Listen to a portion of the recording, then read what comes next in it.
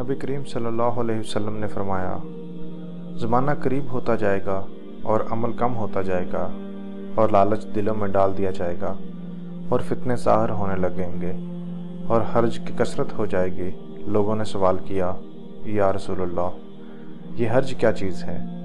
نبی کریم صلی اللہ علیہ وسلم نے فرمایا کہ قتل۔